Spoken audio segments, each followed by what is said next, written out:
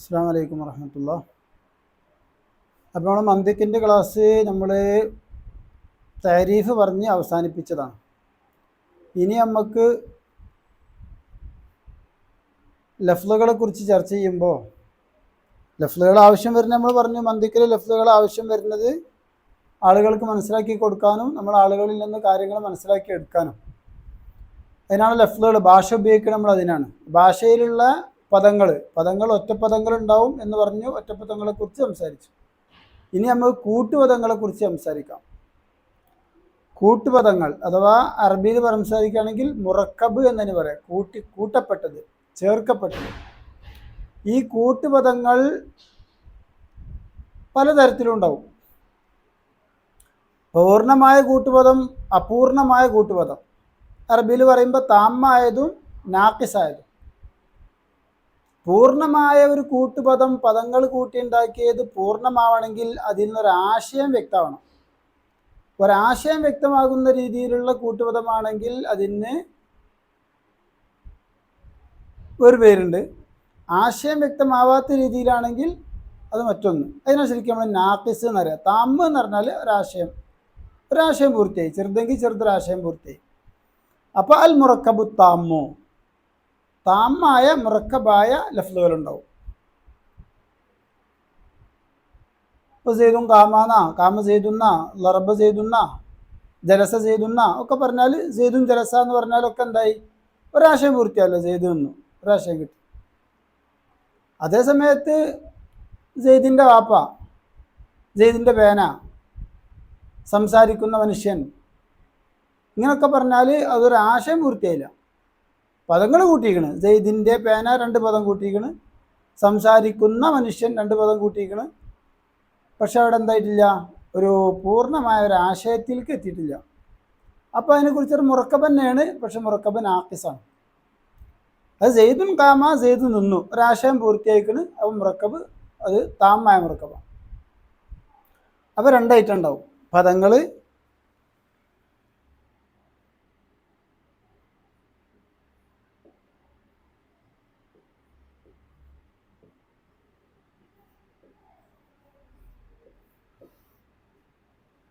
താമുൻ നാഖിസുൻ.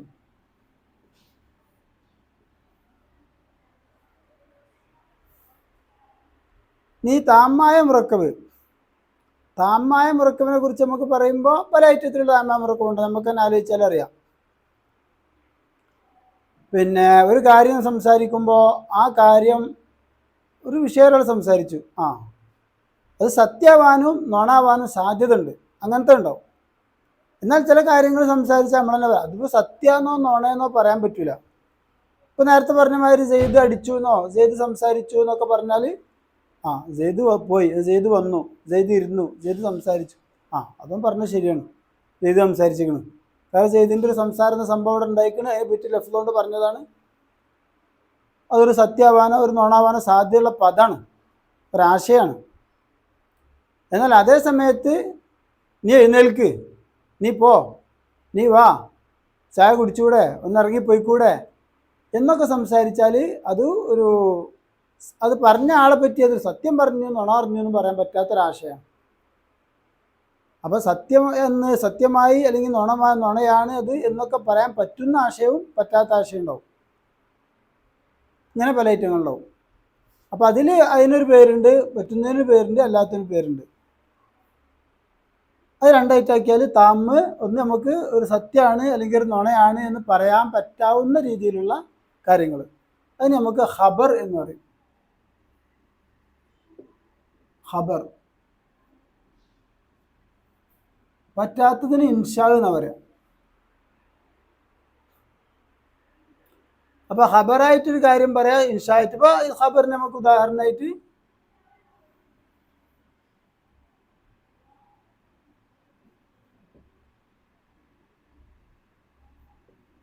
ജലസ ജമാലുൻ, ജമാലുൻ ജാലിസുൻ എന്ന് പറഞ്ഞാലും ജമാലിരുന്നു, ജമാലിരുന്നു, ആ ചങ്ങായി നോണാറിയാം, ജമാലിരുന്നിട്ടൊന്നുമില്ല.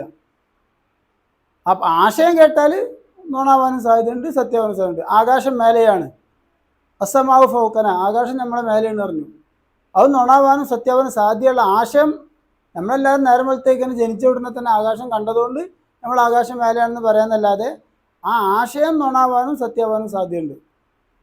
ഒരാൾ ജനിച്ച മുതൽ ഒരു റൂമിലൊക്കെ അടച്ചിട്ട് ആകാശ സംഭവം കണ്ടിട്ടില്ലെങ്കിൽ അവനോട് പോയിട്ട് ആകാശം മേലെയാണ് മേലെയാണോ താഴെയാണോ എന്ന് ചോദിക്കും ചിലപ്പോൾ. കാരണം ആ ആശയത്തിന് എന്ത് സാധ്യതയുണ്ട്? നുണാവാനും സത്യമാവാനും സാധ്യത ഉള്ളതുകൊണ്ടാണ് ആ ആശയത്തിനെ പറ്റി അങ്ങനെ പറഞ്ഞത്. അപ്പോൾ ജലസ ജമാൽ എന്നുള്ളത് ഒരു സത്യമാണ് അല്ലെങ്കിൽ ഒരു നുണയാണ് എന്ന് അത് പറയുന്ന ആളെ പറ്റി നമുക്ക് നുണയനാണ്, നുണ പറഞ്ഞ ആളാണ് എന്ന് സാധ്യത ഉള്ളൊരു വാക്കായതുകൊണ്ട് നമ്മൾ ഖബർ എന്നുള്ള വകുപ്പിൽ പെട്ടു. എന്നാൽ നീ തിന്നോ ഇരുന്നോ, എടാ ഒന്ന് വന്ന് തിന്നു പോയിക്കൂടെ, ഒന്ന് കയറിപ്പോയിക്കൂടെ, ഇനിയിപ്പോ എന്നിട്ട് പോ സംസാരിക്ക്, ഇങ്ങനൊക്കെ പറഞ്ഞാൽ അപ്പോൾ ജലസ ജമാലുൻ പോലോത്തതിനൊക്കെ നമുക്ക് ഖബർ എന്നുള്ള വകുപ്പിൽ പെടുത്താം. അങ്ങനത്തെ സാധ്യത ഇല്ലാത്തതിനൊക്കെ ഇൻഷാ എന്നുള്ള വകുപ്പിലും പെടുത്താം.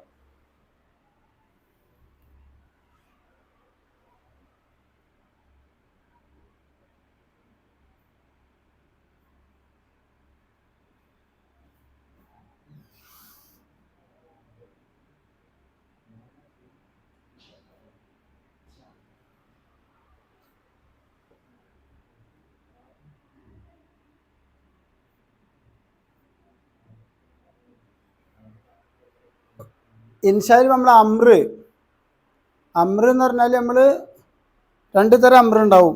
ഒരു കാര്യം ചെയ്യാനുള്ള അമ്രും ഉണ്ടാവും, പിന്നെ ചെയ്യാതിരിക്കാനുള്ള അമ്രും ഉണ്ടാവും. എന്ന് പറഞ്ഞാൽ തൊലബുൽ ഫെയിലും ഉണ്ടാവും, തൊലബ് തൊർക്കുൽ ഫെയിലും ഉണ്ടാവും. നമ്മൾ സാധാരണ അമ്ര നെഹി എന്ന് രണ്ടിനെ നമ്മൾ അമ്ര ഉൾപ്പെടുത്തിയിട്ട് പറയാന്നർത്ഥം. ശരിക്കും പറഞ്ഞാൽ അമ്രു നെഹിന് അമ്രിൽ ഉൾപ്പെടുത്തിയിട്ട് പറയാം, രണ്ട് വേറെ ആക്കിയിട്ടും പറയാം അമ്ര നെഹി, അതൊരു തരമായിട്ടാണ്. ഒക്കെ ഒരാൾ കൽപ്പിക്കുമ്പോൾ നോണേ സത്യം എന്ന് പറയാൻ പറ്റുമല്ലോ. അതേപോലെ ദുആ എന്ന് പറഞ്ഞാൽ ശരിക്കും അമ്രു നെഹിയും തന്നെയാണ്. പക്ഷെ ഒരു മേലുള്ള ഒരാളോട് താഴെയുള്ള ഒരാൾ അപേക്ഷിക്കുക, പ്രാർത്ഥിക്കുക എന്ന് പറഞ്ഞല്ലോ. അല്ലാഹുമ്മ ഗഫിർലി എന്ന് പറഞ്ഞാൽ ദുആ ആണ്. അല്ലാഹുമ്മ ലാ തുദ്ഖിൽനി അന്നാർ, ഈ നരകത്തിൽ പ്രവേശിപ്പിക്കരുതേ എന്ന് പറഞ്ഞാൽ അത് ദുആ ആണ്. ഇൽത്തിമാസ് എന്ന് പറഞ്ഞാൽ അത് ഒരു സമകാലീനം, അതായത് ഒരേ കടയിലുള്ള ആളുകൾ തമ്മിൽ ഒരു അപേക്ഷ എന്ന് പറയാൻ വയ്യ, ഒരു പ്രാർത്ഥന എന്ന് പറയാൻ വയ്യ. മേലുള്ള ആൾ താഴെയുള്ള ആളോട് പറയുമ്പോൾ അമ്രാണ്, താഴെയുള്ള ആൾ മേലുള്ള ആളോട് അഭ്യർത്ഥിക്കുമ്പോൾ അപേക്ഷിക്കും പ്രാർത്ഥിക്കുമ്പോൾ അതിന് ദുആ എന്ന് പറയാം. ഒരേ ലെവലുള്ള ആളുകൾ എടാ ഇത് ചെയ്യരുത് എന്നൊക്കെയുള്ള ആ ഒരു പറച്ചിലുണ്ടല്ലോ, അതിന് ഇൽത്തിമാസ് എന്ന് പറയാം. അപ്പോൾ അമ്ര ദുആ ഇൽത്തിമാസ് ഏകദേശമൊക്കെ ഒന്നല്ല. അതൊക്കെ നമ്മൾ ഇൻഷാ എന്നുള്ള വകുപ്പിലാണ് അതൊക്കെ പെടുക. പിന്നെ ഇതിൽ നമ്മൾ തമന്നി തറജി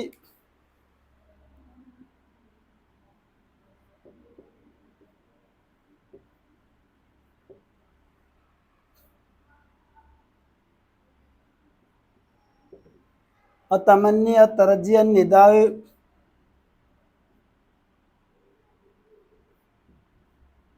ഇസ്തിഫ്ഹാം തമന്നി പറഞ്ഞാൽ ഒരു അഭിലാഷം, ഒരു ആഗ്രഹം പറയുക, നടന്നോളണം, നടക്കാത്ത കാര്യം ആഗ്രഹിക്കുക, അതിൽ തമന്നി. ലൈത്ത ഷബാബ് യഊദു, യുവത്വം മടങ്ങി വന്നെങ്കിൽ എന്നൊരു തന്തപ്പടി പറഞ്ഞാൽ യുവത്വം മടങ്ങി വരുന്നതല്ല, അയാളൊരു ആഗ്രഹം പറഞ്ഞു, നടക്കാത്തത്. തറജി എന്ന് പറഞ്ഞാൽ നടക്കാൻ സാധ്യതയുള്ളത് പറയണം. നിദാന്ന് പറഞ്ഞപ്പോൾ ഒരാളോട് യാ സെയ്ദ് പറഞ്ഞാൽ സെയ്ദിനോട് വാ എന്നുള്ളൊരു അക്ബിൽ, നീ വാ എന്നുള്ള അർത്ഥം ഉണ്ടല്ലോ, ഇക്ബാലിനെ മേലിൽ അറിയിക്കാനുള്ളത്. ഇസ്തിഫാം പറഞ്ഞ ഒരാൾ മനസ്സിലുള്ള ഒരു അത് തേടുക, മുഖാത്തബിൻ്റെ മനസ്സിലുള്ള ഒരാശയം അവനടുത്ത് ഉണ്ടോ, പിന്നെ ജലസ്ഥ നീ ഇരുന്നോ, അല്ലെങ്കിൽ സെയ്തും കായ്മും ചെയ്ത കായ്മാണോ എൻ്റെ മനസ്സിലുള്ള എന്താണ് എന്നുള്ള ഒരാളുടെ ഇസ്തിഅലാം, ഒരു വിഷയം തേടുക. ഇത്തരം കാര്യങ്ങളൊക്കെ അതിനെപ്പറ്റിയൊന്നും നമുക്ക് നുണ പറഞ്ഞ ആൾ എന്നാ അങ്ങനെ ഒരാൾ പറഞ്ഞാൽ ജി ഓടാന്ന് പറഞ്ഞാൽ നുണ പറഞ്ഞെന്ന് പറയില്ല. അപ്പം അങ്ങനെ ഒരു സത്യത്തിലേക്കും ഒരു കളവിലേക്കും കൂട്ടി പറയാൻ പറ്റാത്തൊക്കെ ഇൻഷാ എന്നുള്ളതിൽ വരുത്താം. ഖബർ എന്നുള്ള മായ ഹത്തമിൽ സിദുക്ക വൽ കിദ്ബ, സിദുക്കിന് കിദ്ബിന് സാധ്യതയുള്ള ഖബറിലും വരുത്താം. മാ ലായ ഹത്തമിൽ സിദുക്ക വൽ കിദ്ബ മുഴുവൻ ഇൻഷായിലും പെടുത്താം. അപ്പോൾ ഖബർ ഇൻഷാ എന്നുള്ള രണ്ട് വകുപ്പിൽ നമ്മൾ ഏത് പെടും? താമായ എല്ലാ മുറക്കബും ആ വകുപ്പിൽ പെടും. പിന്നെ ഇനി മുറക്കബ് കൂട്ടുപദം തന്നെയാണ്, പക്ഷെ അതുകൊണ്ടൊരു ആശയം പൂർത്തിയാവണില്ല. അതിന് നമ്മൾ നാക്കിസ് എന്നറിയും, അൽ മുറക്കബുൻ നാക്കിസു. അതിൽ മുറക്കബുൻ നാക്കിസിൽ പിന്നെ രണ്ട് പദങ്ങൾ കൂട്ടിയിട്ടുണ്ടാവുമല്ലോ, അതിൽ രണ്ടാമത്തെ പദം ഒന്നാമത്തെ പദത്തിൻ്റെ ഒരു കൈദ്, ഒരു നിബന്ധന രീതിയിൽ സംസാരിക്കുന്നുണ്ടാവും, ഒരു നിബന്ധന ആയിട്ടല്ലാതെ സംസാരിക്കുന്നുണ്ടാവും. ഉദാഹരണം,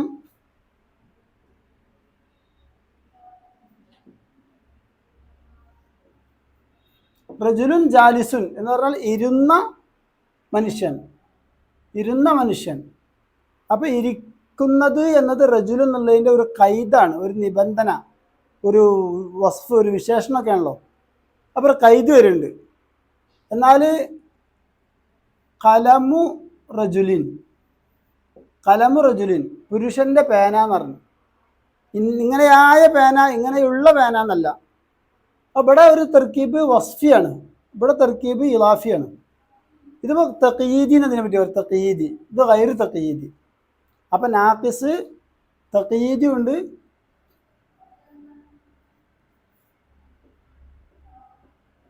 തഖീദി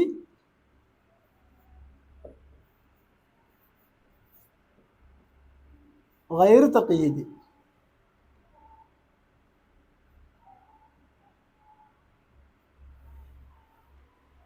അപ്പം നാഖിസ് തഖീദി ഗൈർ തഖീദി ഇങ്ങനെ ഉണ്ടാക്കാം. ഇങ്ങനെയൊക്കെയാണ് നമ്മൾ എന്ത് വരിക, പൊതുവേ ഉള്ള മുറക്കബായ പദങ്ങളെ മൊത്തത്തിൽ താമ് നാഖിസ്, താമ് ഖബർ, മാ യഹ്തമിലു സിദ്ഖ വൽ കിദ്ബ, മാ ലാ യഹ്തമിലു സിദ്ഖ വൽ കിദ്ബ, ഈ ഒപ്പാക്കി ഇതിലെ നാഖിസ് ആശയം പൂർണ്ണമല്ല, ആശയം പൂർണ്ണമാവാത്ത തന്നെ ഒരു നിബന്ധന രീതിയിൽ സംസാരിക്കുന്നത് അല്ലാതെ. ഇങ്ങനെ മൊത്തത്തിൽ നമുക്ക് എന്താക്കാം, പിന്നെ കൂട്ടുപദങ്ങളെ ഈ തരത്തിലൊക്കെ വേർതിരിച്ച് വെക്കാം. ഇതൊക്കെ കൂട്ടിയിട്ട് നമുക്ക് എവിടേക്ക് എത്തണം, പിന്നെ ഓരോ കൂട്ടുപദങ്ങൾ സംസാരിച്ച് പരസ്പരം മനസ്സിലുള്ള ആശയങ്ങൾ കൂട്ടുപദങ്ങളാക്കി ചേർത്ത് വെച്ച് കിട്ടാത്ത ആശയങ്ങൾ പിന്നെ മനസ്സിലാക്കുക എന്ന് പറയുന്ന ഹുജ്ജത്ത്, അതായത് കാര്യങ്ങൾ വിധിയോടുകൂടെ മനസ്സിലാക്കുക, കാര്യങ്ങൾ എന്താണെന്ന് മനസ്സിലാക്കി വെക്കുക. തസവൂർ നമ്മൾ പറഞ്ഞു, ആ തസവൂർ നമ്മൾ താരീഫിൽ കൊണ്ട് അവസാനിപ്പിച്ചു. ഓരോ കാര്യങ്ങൾ മനസ്സിലാക്കാൻ നിർവചനമാണ് ആവശ്യം, ആ നിർവചനം ഇങ്ങനെയൊക്കെ ചെയ്യണം എന്ന് പറഞ്ഞ് നമ്മൾ ആ ഭാഗം അവസാനിപ്പിച്ചു. ഇനി രണ്ടാമത്തെ ഭാഗം ഒരു കാര്യം വിധികളോടുകൂടെ മനസ്സിലാക്കുന്ന കാര്യങ്ങൾ, ഉള്ള കാര്യങ്ങൾ വെച്ചിട്ട് ഇല്ലാത്ത എങ്ങനെ മനസ്സിലാക്കാം എന്നുള്ളതാണ് നമ്മളെ രണ്ടാമത്തെ ഭാഗം. അത് ചർച്ച ചെയ്യുന്നതിന് മുന്നോടിയായിട്ടാണ് നമ്മൾ മുറക്കബിലേക്ക് കടന്നത്. മുറക്കബ് താമായ മുറക്കബിലേക്ക് കടന്നു. അത് നമ്മൾ ഖബറിലും ഇൻഷായിലും എത്തിയിട്ട് അത് അവസാനിപ്പിച്ചു. നാഖിസ് ഇങ്ങനെ ചർച്ച ചെയ്തു. ഇനി നമുക്ക് ഇതിലത്തെ ഒന്നെടുത്തിട്ട് കാര്യത്തിലേക്ക് പോകണം. അതിന് നമുക്ക് ഇനി എടുക്കാനുള്ളത് ഇതാണ്, നമുക്കിതിൽ ഉപകാരപ്പെടുന്ന സംഗതി. ഏത്, ഒരു കാര്യം സംസാരിക്കുമ്പോൾ ആ സംസാരിക്കണ കാര്യം അത് നുണാവാനും സാധ്യതയുണ്ട്, പിന്നെ സത്യമാവാനും സാധ്യതയുണ്ട്. അങ്ങനത്തെ ഒരു പ്രസ്താവന എടുത്തിട്ടല്ലേ നമുക്ക് പിന്നെ ചേർത്ത് വെച്ചിട്ട് വേറെ അല്ലാത്ത കാര്യങ്ങൾ മനസ്സിലാക്കാൻ പറ്റുള്ളൂ. ഇതിപ്പോൾ ജിവാന്ന് പറഞ്ഞ കാര്യങ്ങൾ ചേർത്ത് വെച്ച് നമുക്ക് പ്രത്യേകിച്ച് മനസ്സിലാക്കാനില്ല. അതുകൊണ്ട് നമ്മൾ ഇതിന് ചർച്ചയ്ക്ക് എടുക്കാൻ പോണത് ഖബർ എന്നുള്ള ഭാഗമാണ് നമ്മൾ ചർച്ചയ്ക്ക് എടുക്കാൻ പോകുന്നത്.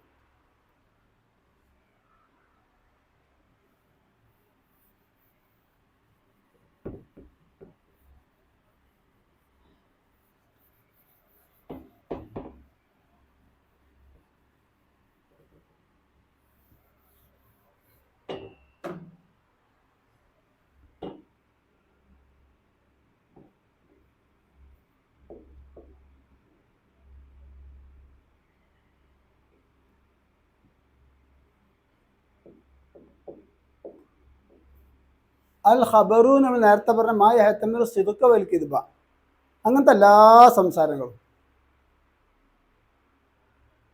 ഇറാൻ ഇസ്രായേലിനെ ആക്രമിച്ചു പറഞ്ഞാൽ ആ ആശയം സത്യമാവാൻ ശരിയാവാൻ സാധ്യത. നമ്മൾ മീഡിയകളിലോ കണ്ടുകണെങ്കിൽ നമ്മൾ പറയും അത് സത്യം ഉണ്ടെന്ന് പറയും. മീഡിയകളൊന്നും പരിധിയിലൊന്നും കാണുന്നില്ല, ആരും പറഞ്ഞേക്കണമെന്നില്ല, അത് വെറുതെ വരാണ്. ഏതെങ്കിലും കാലത്ത് ആക്രമിച്ചിട്ടുണ്ടാവുമായിരിക്കും. അപ്പോൾ അവിടെ അതൊരു ഖബറാണ്. ഈ ഖബറിനെ കുറിച്ച് തന്നെ എന്തും പറയാം, ഖളിയ്യ എന്നും പറയാം. ഖളിയ്യ എന്ന് പറഞ്ഞാലും ഒരു കൗലുൻ യുഖാലു കായിലിഹി അന്നഹു സാദിഖുൻ പിന്നെ കാദിബുൻ. ഒരാളെ കുറിച്ചിട്ട് ഒരു കാര്യം, ആ കാര്യം സംസാരിക്കുന്ന ആളെ കുറിച്ചിട്ട് അയാൾ കാദിബാണോ അല്ലെങ്കിൽ സാദിഖാണോ എന്ന് പറയാൻ പറ്റുന്ന തരത്തിലുള്ള, അതായത് ഖബർ പറഞ്ഞാൽ തന്നെയല്ലേ. അപ്പോൾ ഈ ഖളിയ്യയിലേക്കാണ് നമ്മൾ ചർച്ച പോണത്. അപ്പോൾ ഈ ഖളിയ്യനെ നമുക്ക് എന്താകും, അങ്ങനത്തെ സംസാരങ്ങൾ പല ഐറ്റത്തിലേക്ക് നമുക്ക് തിരിക്കാം.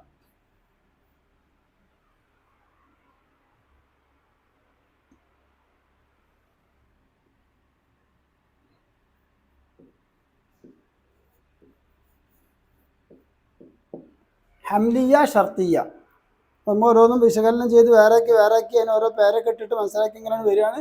ലാസ്റ്റ് ഇതൊക്കെ ഇതിൽ നിന്ന് ഇന്ന കൂട്ടിയാൽ ഇങ്ങനെ ആവും, ഇന്ന കൂട്ടി വെച്ചാൽ ഇങ്ങനെ ലാസ്റ്റ് പറയും. അപ്പോൾ അതിനൊന്ന് മുന്നോടിയായിട്ടാണ്.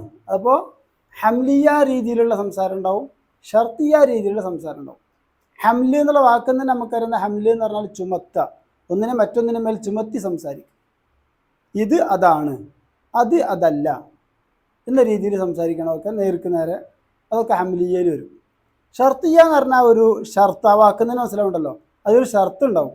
ഇങ്ങനെയാണെങ്കിൽ അങ്ങനെയാണ്, ഇങ്ങനെ അല്ലെങ്കിൽ അങ്ങനെയല്ല എന്ന രീതിയിൽ സംസാരിക്കണം. അല്ലാതെ മൊത്തത്തിലുള്ള നമ്മൾ സംസാരിക്കണം, മൊത്തം സംസാരങ്ങൾ നമ്മൾ വേർതിരിച്ച് അങ്ങനെ വരും. അപ്പോൾ ഹംലിയ എന്നുള്ള വകുപ്പിൽ ഇസ്രായേൽ ഇറാനിനെ ആക്രമിച്ചാൽ ഇറാൻ ഇസ്രായേലിനെ ആക്രമിക്കും. നീ എന്നെ തൊട്ടാൽ ഞാൻ നിന്നെ തൊടും. അങ്ങനത്തെ എല്ലാ വിഷയങ്ങളും നമുക്ക് എന്താവും ഈ ഷർത്തിയയിലും എടുത്താം. ബാക്കിയുള്ള പല തരത്തിലുള്ള സംസാരങ്ങളും അമേരിക്ക ഇസ്രായേലിനോട് ഞങ്ങൾ നിങ്ങളുടെ ഒപ്പം ഉണ്ടാവുകയില്ല എന്ന് പറഞ്ഞു. നിങ്ങൾ യുദ്ധം ചെയ്യണ്ട, നിങ്ങൾ യുദ്ധം ചെയ്താൽ ഞങ്ങളുടെ സഹായം ഉണ്ടാവുകയില്ല എന്ന് പറഞ്ഞു. അതൊക്കെ ഇപ്പോൾ ചെയ്താൽ സഹായം ഉണ്ടാവുകയില്ല എന്ന് പറഞ്ഞാൽ ഷർത്തിയയിൽ കൊട്ടു. ഞങ്ങൾ നിങ്ങളെ സഹായിക്കുകയില്ല എന്ന് മാത്രം പറഞ്ഞാൽ ഹംലിയയിൽ കൊട്ടു. ഇങ്ങനെ നമുക്ക് ലോകത്തിലെ എല്ലാ സംസാരങ്ങളും നമുക്ക് രണ്ടാമതൊരു വകുപ്പിലേക്ക് പെടുത്താം. അപ്പോൾ ഹംലിയ, ഷർത്തിയ.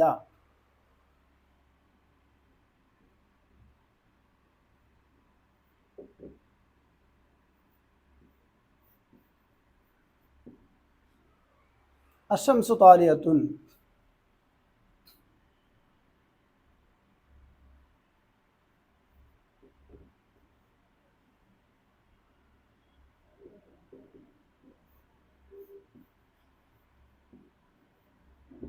അഷംസു ലൈസത്ത് ബി താലിയത്തിൻ എന്ന് പറഞ്ഞാൽ രണ്ട് ഹംലിയ തന്നെയാണ്. ഷർത്തിയ പറഞ്ഞപ്പോൾ ഇങ്ങനെ ഒരു ഉദാഹരണം,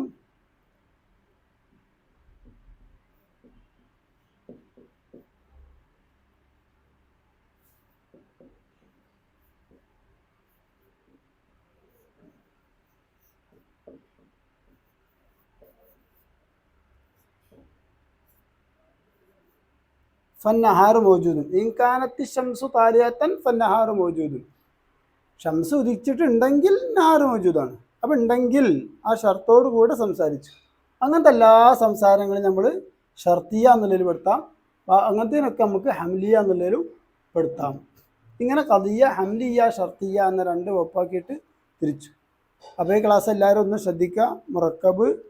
മുറക്കബ് താമ്, നാക്കിസ്, മുറക്കബ് താമ്, പിന്നെ ഖബർ, ഇൻഷാ, അതിൻ്റെ ഇൻഷായിൽ പല ഐറ്റങ്ങൾ, പിന്നെ നാക്കിസ്, തഖീദി, ഗൈർ തഖീദി രണ്ട് തിരിച്ചു. അങ്ങനെ ഖബർ എന്നതിന് നമ്മൾ താമായിട്ടും പിന്നെ നാക്കിസായിട്ടും ഒക്കെ ഇതാക്കിയല്ല ആക്കിയതിന് ശേഷം പിന്നെ ഖബർ, ഇൻഷാ, പിന്നെ താമ്, നാക്കിസ്, ഖബർ, ഇൻഷാ, പിന്നെ തഖീദി, ഗൈർ തഖീദി എന്നൊക്കെ ആക്കിയതിൻ്റെ ശേഷം നമ്മൾ ഖബർ ചർച്ചക്കിട്ടു.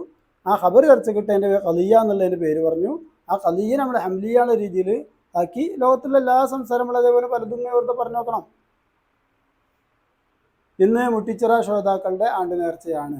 അതിലെവിടുക ഹംലിയ ഖദിയയിലാണ് വിടുക. നാളെ മുട്ടിച്ചിറ ശ്രോതാക്കളുടെ നേർച്ച ഉണ്ടെങ്കിൽ ഞാൻ അതിൽ പങ്കെടുക്കും. അതിലെവിടുക ഷർത്തിയ ഖദിയയിലാണ്. ഇങ്ങനെ നമ്മൾ സംസാരിക്കുന്ന എല്ലാം നമുക്കിത് രണ്ടാലൊരു വകുപ്പിൽ പെടുത്താം. അപ്പോൾ ഈ ക്ലാസ് ഒന്ന് എല്ലാവരും ഒന്ന് ശ്രദ്ധിച്ച് അതിൻ്റെ കാര്യങ്ങളൊക്കെ ഒന്ന് മനസ്സിലാക്കി ഇൻഷാ അല്ലാഹ് അടുത്ത ക്ലാസ്